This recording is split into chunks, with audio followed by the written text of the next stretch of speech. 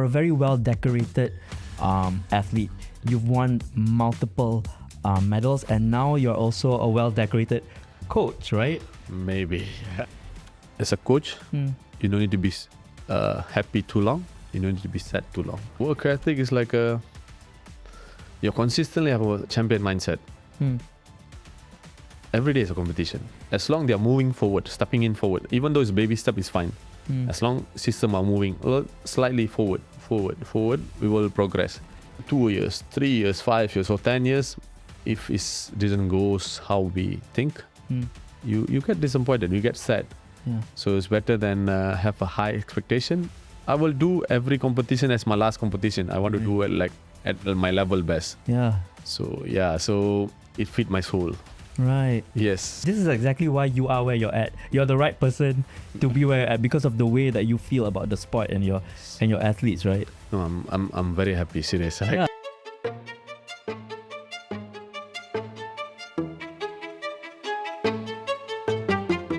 Welcome to another episode of Life Confessions. Another amazing guest is joining us. And this person is one who is physically and mentally strong as well. He is the head karate national coach here in Malaysia, Sharmendran Raghonathan. Thank you so much for joining us, man. No problem. Thank you inviting me, having me here. You have an interesting story because you've been an athlete. And not too long ago, in fact, you became a coach. Yes, after retire, Yeah, and it all happened very fast, right? Yeah, certain things happen like, I don't know, it's just God grace. Yeah. How do you feel about how well your team performed in the last SEA Games? Okay, I mean, in general, we do pretty much well. Because we bring a lot of young talents this time. More than just seasoned athlete. It was mixing up some new faces and very, very young talents.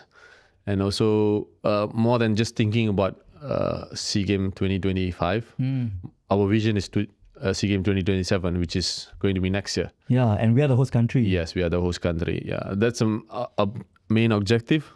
Even when they offered me to be a coach, this was my main task. It's like a 4 years, Sharmin, you have to build for 2027. That's what Malaysian Karate Federation asking me. Yeah. Right. And you're also relatively young compared to many other coaches. I can say proudly, like I'm the youngest Malaysian youngest head coach. Yeah. Can we say your age? I'm 33, but I became a head coach when I was 31. Yeah. So you're very, very young. Yes. Interim head coach. I was interim head coach when I was 31, end of 2024. Yes. Does that feel like there's more pressure on you because you're young and you're surrounded by a lot of more mature people around you as coaches? Actually, I even ask myself a question: am I ready?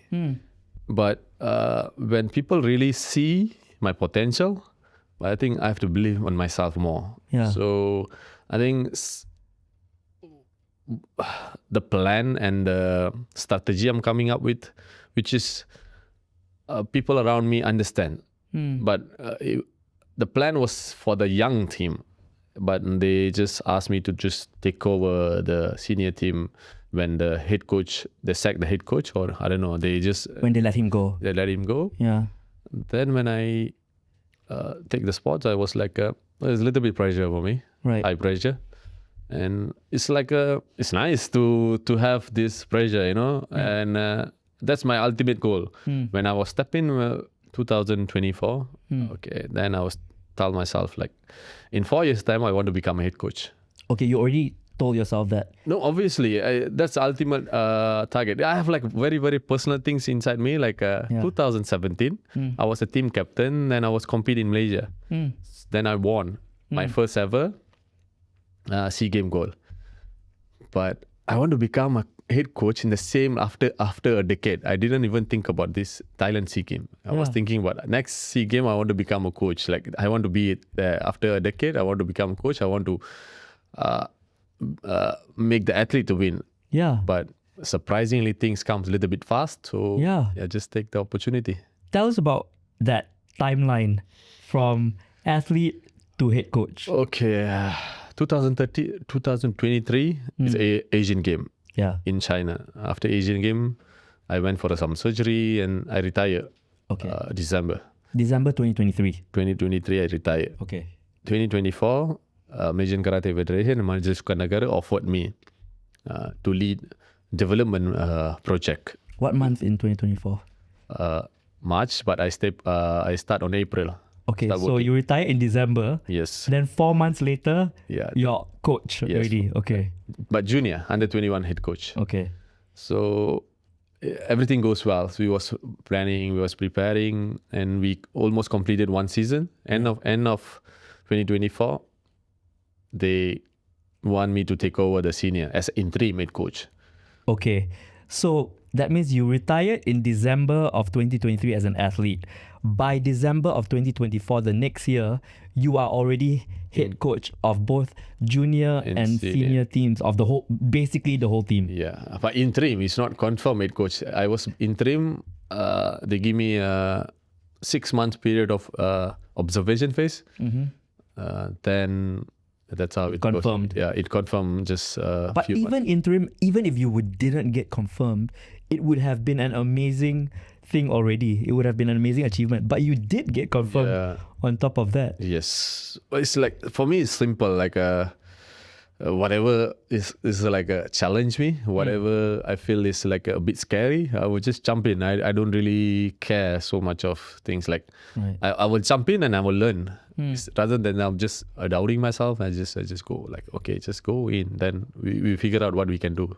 Have you always been this kind of person, like ready to take on challenges, looking forward, wanting to improve yourself? Not really, but Okay. but lately, yeah, this is not my trait actually. Okay. I was very bit scared. I think after 25, 26, probably I become more matured. Then or whatever not challenge, it's like whatever make me scared, I just jump in. Yeah. Wow.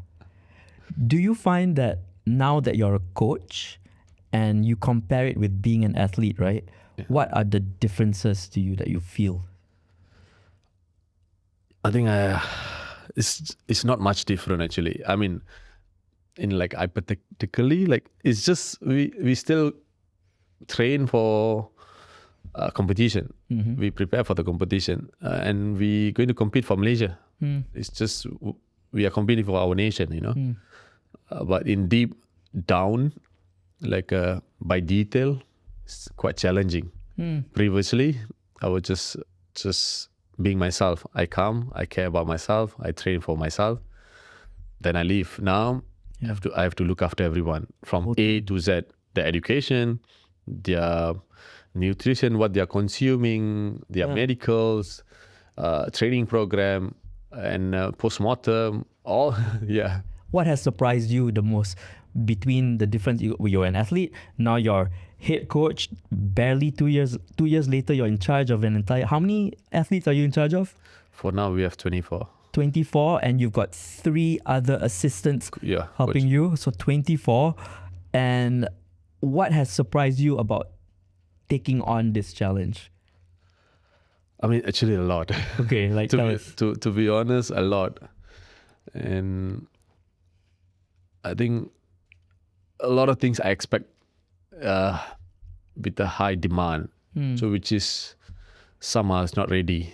Right. And it's like it how to say everything it won't go the way you want. Because it's not just you that you're in charge of, other people. Yes. And a lot of things is out of my control, which should be in control. So how do you deal with that? I mean, I'm taking baby step on certain things, very, very slow. And certain things is very, very like a high speed pace. Certain department which is out of our control. Certain athletes, education is out of our control. And we try to divide among our coaches. Some taking one department, education, some taking nutrition, some taking injuries and medicals. So from there, we try to find a gap. Then we just try to fix one by one. It's more than fixing. I could say we are just closing the gap, like closing what could be done it better than previous days or previous week or previous years. Yeah. So wherever something needs to be fixed, you fix it. Slowly. Right. Yes. Do you miss being an athlete? Of course. Yeah. Of course. I think it's just yourself, It's just yourself. You mind your business. If you want to do extra, you do by yourself. If you want to rest, you rest. If you need invest in yourself and something else, you just invest in yourself. It's not necessary people have to spoon feeding, Yeah. Spoon feeding is like just do yourself. Here is like always you have to instruct, you have to put the rules, you have to. It's nice. I mean, more than half are doing their job. There's a certain part which is like a roller coaster. One day they are on the top, one day they are like down. Yeah. So it's a little bit hard. Yeah. Yeah. I mean, you're one of the you're a very well decorated athlete. You've won multiple medals, and now you're also a well decorated coach, right? Maybe. Yeah. I mean, it goes without saying. Actually, there's proof in this because your team has been doing well. Yes. Right. So being mentally strong is very important as well. Being an Very athlete. important. Yeah. Do you find that now it's even more important as a coach for you to be mentally strong, or was it more of a requirement before when you were an athlete? I think now more. You have Now, to change the way you think. a lot of things. Yes, a lot of things, which is I thought it could be easy. It was very, very difficult, and it's like sometimes my mind is 24/7 is working. Like it's like I mean we have to fix this. There is a gap which is when you see one thing there's 10 things to fix. We see Always, it. Yeah, and it's not. I'm not saying that even though they're performing. It's just we want more. Like Shamla, she was world medalist, the second ever Malaysian finalist Right. in entire history. Wow. After 11 years, that's one girl, first time being a final, and she's second time.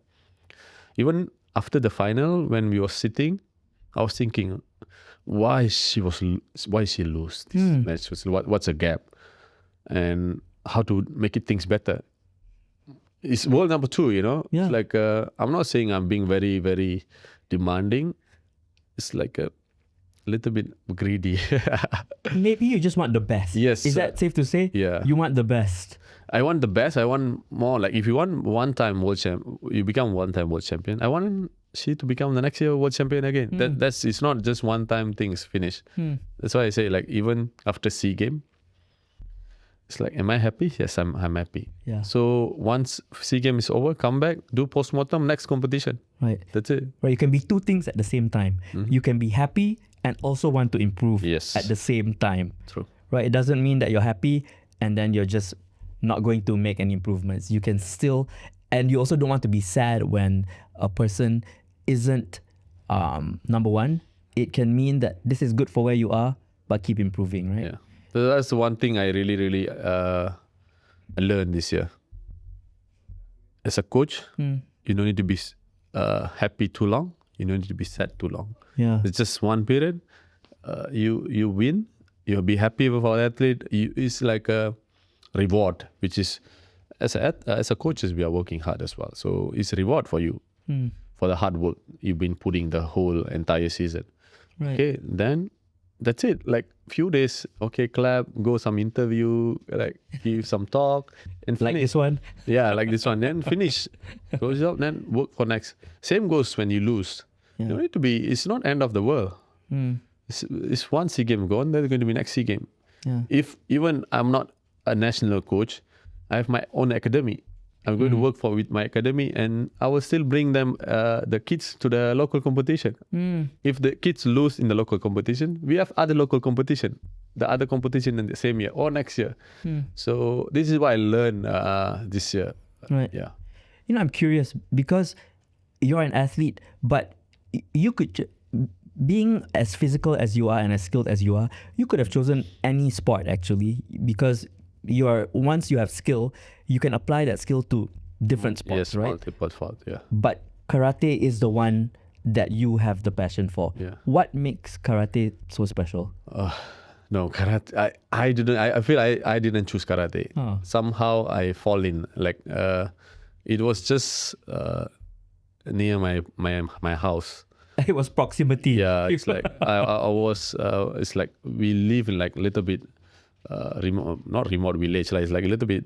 So like a smaller town? Smaller town. Like you know they call Rumah Panjang. Like Yeah. this. I was living somewhere there. Oh, okay. So that's a badminton court where they start doing karate. Where's your kampung? Where's the... It's just not so far. It's Serdang, but Okay, it's just okay, deep inside a bit. Okay. So every Friday there's a like night market there. Oh, okay. So my mom gives some money. I go night market, buy something and eat, watch what they're doing. Like there was like screaming, there was kicking. Oh, look nice. Then I went and asked. That's how I joined karate. It's not like Right. it's my mom forced me. No, it's not in the school. It's like every Thursday and Friday. Right. It's near my house. I just go and see some. That's how I start karate. How old were you in 10. 10? Okay. So fast forward when I was 18.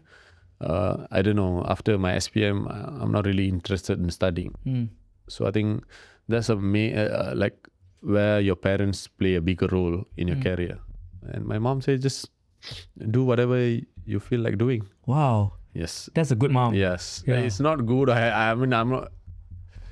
That time it could go in other way if I don't really do in karate. Okay. Okay. But what I could say is like I don't know, but she trusts me. Yeah. She just go say do whatever you feel like doing. Even though if you're not studying, do work or business or whatever, what you feel like doing. Then slowly I get offered from the Majelis Negara. Right. So that's how my ladder climb. Because you were already participating in smaller tournaments, regional, Yes. State level at that point already, right? Yes. Wow. So there is a one time it's like when I was 18, national team select me only for one competition for Asian Junior Championship in Hong Kong. I get selected. I just go because I want to get in the flight. That's it. Wow. Yes. You wanted to fly. Yeah, that's all. Because I never fly before, so I just want to fly. Like, okay, just go train and go fly. I was like, And how did the tournament go? oh, I lost first round. Oh, that's another good thing for people to hear, right? Because just because you fail at one point, it doesn't mean that, Yeah. that in the future things won't change. And they have changed so much for you. So much. Yeah. Yeah. Now when you think about it, it's actually by chance that you happen to stumble into karate because Yes. it happened to be there at the Pasar Malam. You happened to hear them sparring, Yes. and then you participated, and now it's led to this point in your life already. Not only are you a decorated athlete, you're also head coach. Yeah. Tell us about how being a coach, right? When you're a coach, what are the non-negotiables you have with your students and with your athletes? That you There is a lot. Okay. I mean, certain part is still negotiable regarding their education, regarding their going to class, or we are modifying certain things when they're injured. It's negotiable. Certain things is debatable, which is with the senior athlete. This is good, this is not good. Okay. I think when it comes to consistent work ethic, it's not negotiable at all. Consistent means what? Means showing up on time? What does that mean? Yes, obviously, every day, 6 o'clock in the morning, everyone have to be there. Everyone have to be there. Okay. As a unit, it's not by individual. You can find 2-3 athletes being very, very consistent, very consistent. But my goal is like a bit huge. I want to like the whole unit should be consistent. Right. So if one person do something and everyone get punished or everyone gets screwed up, then everyone grow as a unit. So Right. So that's how it works. yes, You know that you are a family. Yes. Because if one person shows up late, everyone pays the price for it. And that means everyone will make sure everyone works together. yes, Right. So you mentioned two things just now. One is consistency, and then the other Work was... ethic. Yeah. What does that mean? work ethic is like you consistently have a champion mindset. Every day is a competition. Oh. Yes, some days we will have this easy session. Easy. Yes, the time you can just take it easy. Like it's not always you have to drill it under pressure. Sometimes, we love these sports. We are not doing these sports because someone forced us to do. Kicking someone, smashing, like taking down someone, punching, it's give you like it fits your soul, you know. It's a Yes, it's like it's different kind of release, like, it's different kind of feeling, but in a control, like Yes. in a rules, according to the rules. It's not like smashing someone. It's like by rules factor. because both people who are there, everyone who's there, understands the rules. Yes. And they're all there for the same reason. So it's like football. You slide in, someone take the ball. It's not intention to injure them. It's just a way of taking this ball. Like when you saw footballer doing some skill, it's entertained. Yeah. So it's passion, lah. yes. It's passion for it. How do you then, being a coach, balance your need for your athletes to perform? You need them to be the best, but at the same time, you also want to make sure that you're feeling what they're feeling and you're empathetic to their needs, right? How do you find that balance? Making them do the work and also being there for them emotionally. I'm learning on this, but I think I'm becoming better coach. But I mean, always first year is a bit difficult to understand athlete. Slightly difficult. Every 24 have a different mindset. 24 have a different mentality. 24 come in a different mood sometimes. Yeah. You understand? But it's not. I mean, they're I'm all not, human, right? Yeah, human. So I think what I learn and I think what is really important being a coach is not about only training. How you care about them before and after training, about their feelings, about their needs, about what they really miss. Like I have very young athlete who from even Sabah, so they leave the family and come here. How old? 18, 19, so young, very young. And some one girl from Labuan, she's I think this year is 17, last year was 16. Right. And it's not easy for them to leave the family and come, stay alone and do everything by themselves. I think even small things, like you ask how you are feeling on the weekend, are you going out or bringing them out or bringing them some food or what? I think it's very important. Yeah. And I'm a little bit hard on them. Out of four coaches, I'm like a bad cop.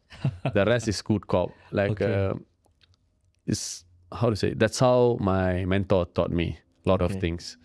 So previously, I'm not very close to the athlete. Right. You just drive them to do well. So that's previously lah. Yeah. Now I'm same during training.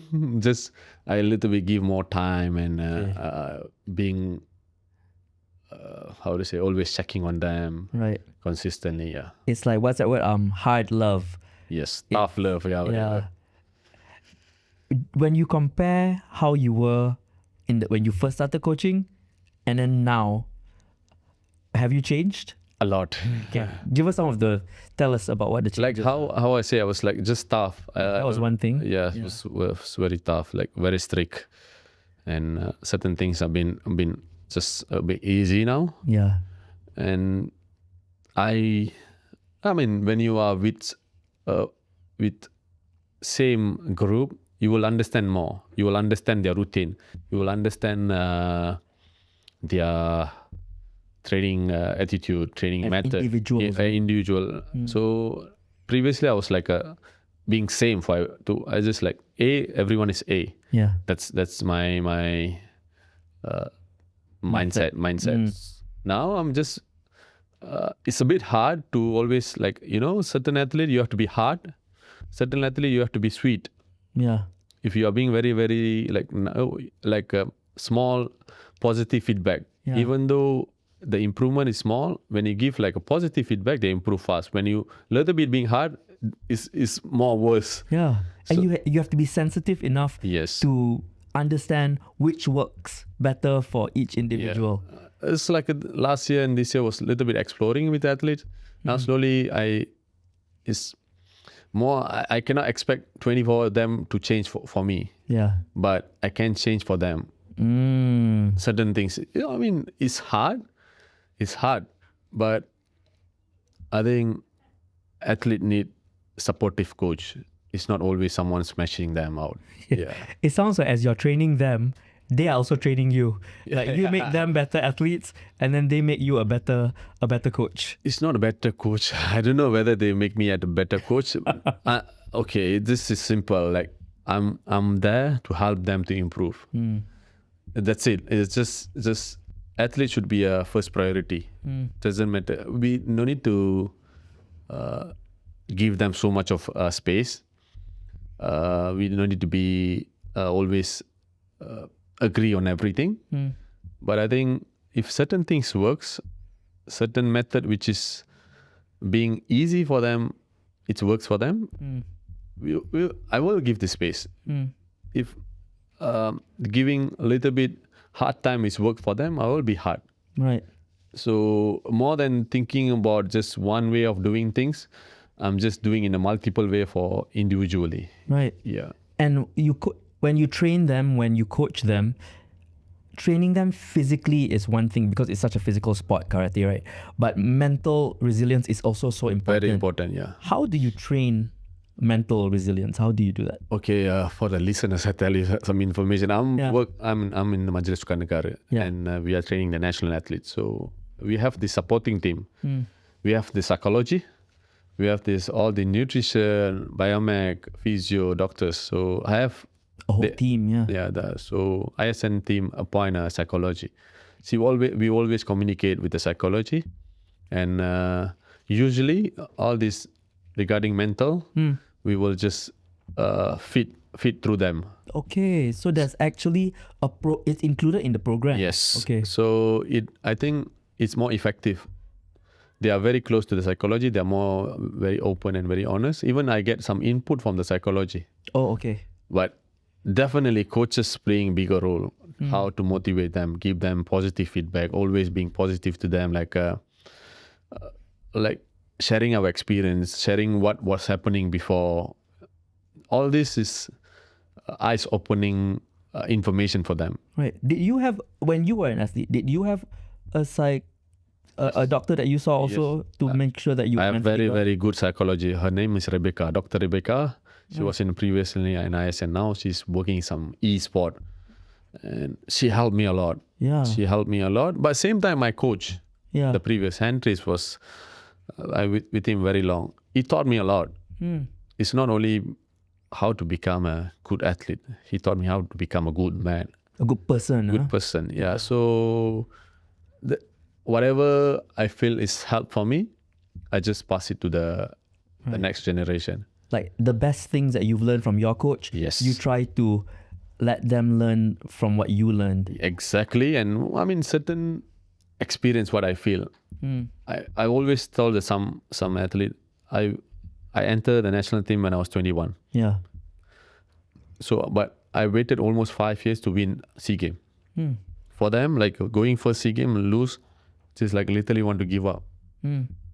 But it's not something, it will come fast. For some athlete, it will come fast. For some athlete, you have to wait. You have to work hard. And that's where the mental strength comes in, right? It's very, very important. It's like keeping them positive. Even though they are down, they are weak, that's a time they most need us. It's not there when they are winning. Right. It's when they are in a really, really deep downfall. Yeah. It sounds like you really care. Maybe. Do you see? In your mind, are you like maybe a brother figure or a father figure to them? No. I try to be just like a friend, a good person to them, next to them, to rely on something. Like that strong friend that they can rely on. Yes. You know, now that you're in the position that you're in, you can now see closer how the system works in the sports world of Malaysia, right? From where you are now, what gaps or systemic issues within Malaysian karate have become more obvious to you now that you're leading the team at a national level? Now that you can see right up close how it works. More than seeing the gap, I'm just being very happy on progression. Okay. To compare what I was seeing previous years, I'm not saying it's good, it's not good. No, it's not comparison. It's improving? I'm just seeing whether it's improving or not. It's Okay. improving a lot. It's getting better lah. Way much better with our new president. Even the first step, I think in the entire history, first time he giving all the young coaches to lead the team, All right. which is new mentality, Yeah. which is improve. Yeah. And now, like this year, we consistently progressing in every angle, from developing the juniors, doing some like a little project for the Bakat under 14, the senior team, and if there is improvement, even in terms of reward, he always reward the athlete. Yeah. Yes. So more than seeing what is the gap, I'm seeing just what is improving. Right. It's a lot of things is out of my control, Right. which is I don't really pay attention so much. If you ask me, there is a gap. Definitely in every system there is a gap. Definitely always we want to improve. Even though those who are achieve, I don't know, multiple goal like in a world championship, they still have a gap. So the focus needs to be on what you think maybe as long as we are getting better Yes. and improving. That's all I want. I if there is a gap, there's a lot of gaps. As long they are moving forward, stepping in forward, even though it's baby step is fine. As long system are moving slightly forward, we will progress.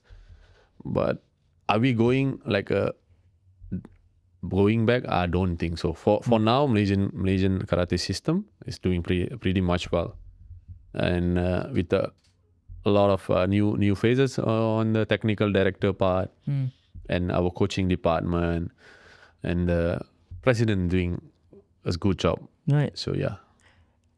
You're in a great position now as national head coach. How long do you see yourself doing this?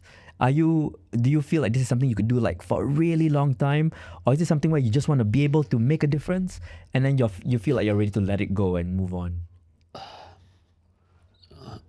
Before I step in, I was a junior coach. I want to be a head coach. The first 6 months when I was interim coach, it's extremely hard for me. Extremely hard. I even it's enough for me. I was thinking like this. I was like, enough. Then slowly, everything is new for me, you know. Become a coach, become a head coach. And it's like when you really, really working towards something, you're being honest to your work. There's always some positive return. We had Asian finalists after 11 years. We had Asian junior finalists after 5-6 years. We have world championship finalists after 11 years. So, there's a sign which is you're doing something right. Yeah. Just keep going. So this kind of instinct drive me forward. So did I think me to be in a long term? No. This year I want to work for next competition, which is one girl is already fly to Georgia in the morning. I want her to do well. That's my intention, and I will focus on that competition. Right. But in ultimate target this year will be Asian game. So we will work until the Asian game.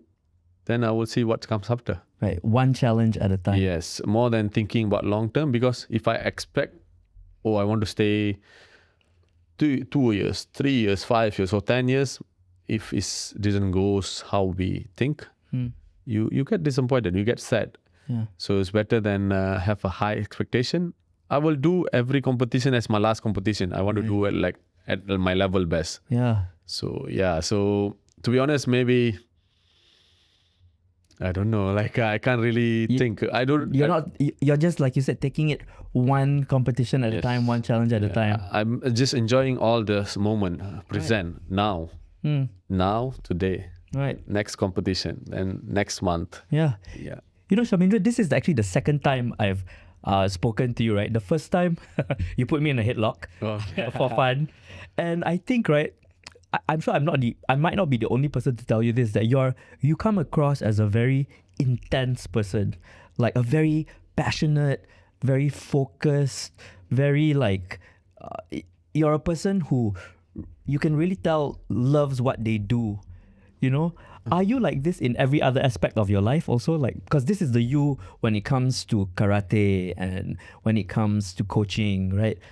Are you this intense when it comes to your everyday life when you're sitting down with your friends at the mama, you know? I don't have much friends actually. To be honest, I don't have much friends. Right.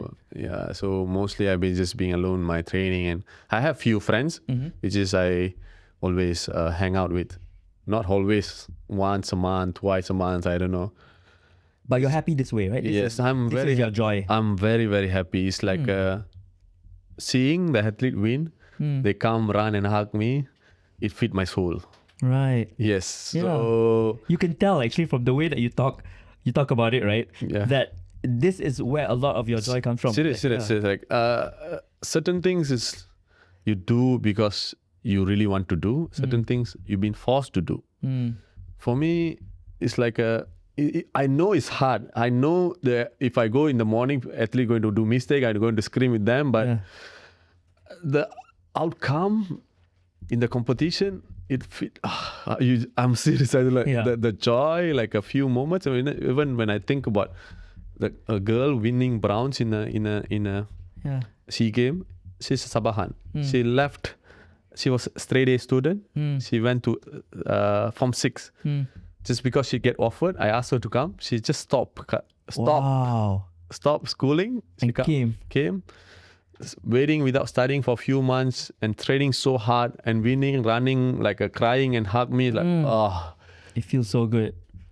These kind of things money can buy. Like, seriously. This is exactly why you are where you're at. You're the right person to be where you're at because of the way that you feel about the sport and your athletes, right? No, I'm very happy. Serious. Like, very happy for the moment I'm enjoying certain things. Yeah, you can tell.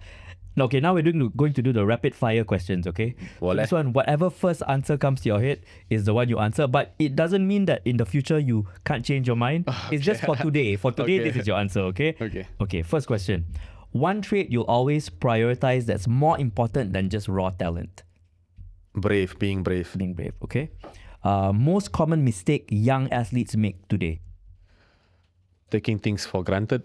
Oh, okay. Tough love or gentle encouragement? Which one? Oh. Tough love. You said it. Actually, you already answered just now, right? Okay. One habit you immediately notice in elite performers? Consistency. Right, which also is what you demand of your own athletes. Discipline or motivation? Which matters more for long term? Discipline. Right. A mindset you had as an athlete that you don't believe in anymore? Hardworking. You don't believe in that anymore? No, okay, let me tell you something. That's surprising. Doesn't mean if you work hard, guarantee you will win. Okay. But hardworking increase chances of winning. Okay, got it. Okay. There's a difference. Yeah, so There's a difference. Doesn't mean you go gym every day, go training every day, work hard. Doesn't mean guarantee you will win. Right. You have to work smart. You could do it differently. Yes. Simpler and easier and better results. Yes, it's about what you are doing, exactly what the need is. It's not about just what you're doing. Like, today I'm going to do 100 punch. No, you go exactly 100 punch, I have to punch in this way. Right, makes sense. Makes sense. Last question. This is one we ask all of our guests, right? If you had the opportunity to make one change as Prime Minister of Malaysia for one day, your Prime Minister for one day, what would that change be and why? Okay, I'm in the sport industry. Yeah. Definitely, I will invest more in sports. Yeah. Develop sports. I think sports play a bigger role. In schools, maybe like? In a school, in a social ways, in even small remote village, everywhere. Right. Because especially in our country, with all the races, sports make everyone being united. If you see this mama, if you see football, if you see badminton, everyone cheering for each other. Doesn't matter what color they are. Yeah. And which is very important for our country. Yeah. That makes sense because it sounds like that's exactly how you got started. Yes. It's opportunity because you were in a small town and it just so happened that there was that karate studio. Yes. What is it called? A studio? No. Now I'm running karate school. Yeah. Schools, right? So because you were exposed and it happened to be there, you got an opportunity that has led to this point in your life.